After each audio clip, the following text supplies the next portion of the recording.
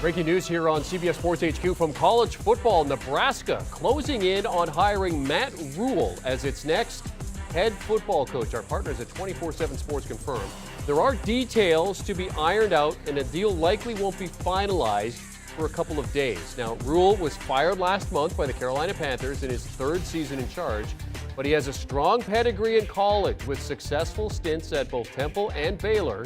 The Cornhuskers are banking on Rhule, bringing them back to prominence after the disappointing Scott Frost era. He was fired back in September. Let's bring in Barrett Sallee for some reaction to this. Barrett, start there. Your reaction to the prospect of Matt Rhule becoming the head coach at Nebraska.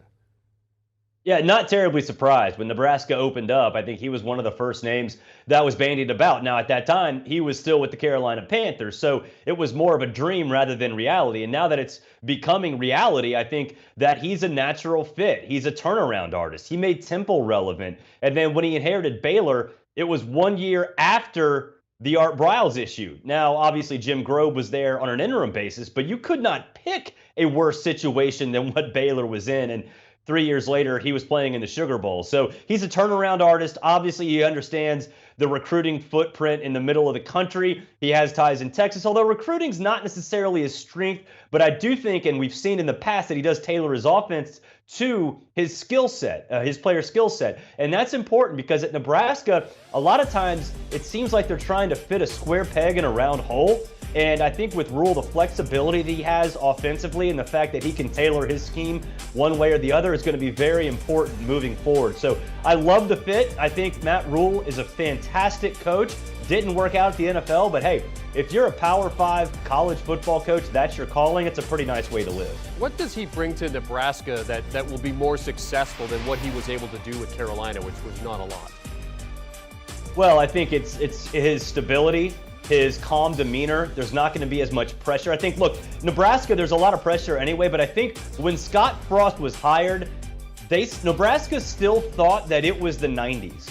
I think after Scott Frost, his season and his career started to tail off, they started to realize, man, this is not the same kind of job that it was before. I think they understand now that since Matt Rhule's an outsider, they're going to give him a little bit more of a chance to frame the program the way it needs to be framed. And I think he likes to run the spread offense. He likes to move fast, but he also likes to pound the rock. He likes to spread it out lengthwise and then pound the rock inside. Read the box, so to speak. Let the quarterback make the decision. So I think he's a fit in terms of scheme, and I love the flexibility that he provides. Given what happened with Scott Frost, I mean, 16-32 at Nebraska, fired early in the season after that 1-2 start. Mickey Joseph's been the interim since then. How much pressure is there on this Nebraska program to get this hire right? Oh, there's a ton of pressure because they thought they got it right with Scott Frost. He was the golden child, and obviously that didn't work out so well. But I think the fact that a Big Ten West title isn't exactly a high bar is what's so frustrating for Nebraska, because it's not like they have to be Ohio State or Alabama or Georgia or Michigan.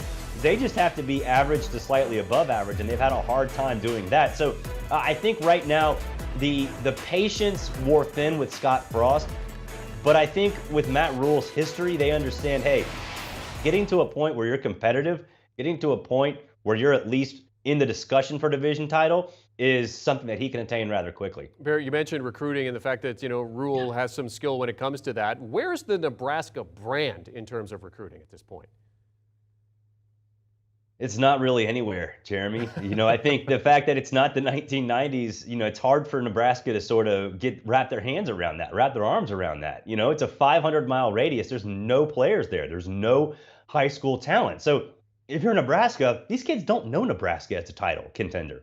They don't even know Nebraska as a Big 12 team. We do because we're old dudes, but they don't know that. So I think from a recruiting standpoint, they have to make Nebraska great again. And right now, the reputation just is not there. It's something that Matt Rhule is going to have to get through to the administration once he's hired. It's 4:30 on a Friday. I mean, this is typically when you get like your news dump. Obviously, this is a different Friday because of the fact it's Thanksgiving. But I mean, Deion Sanders in the news, possibly making a coaching move. Lane Kiffin, we've been talking about him for a couple of days now. So the Matt Rhule situation, I mean, what does it tell you about the timing of this particular thing coming to fruition here? Well, I think this is something that's been in the works for a long time. Nebraska's playing Friday afternoon. So, I don't think there's any pressure to maybe like hide something like Auburn might be doing with Lane Kiffin or work something out down the road with Dion.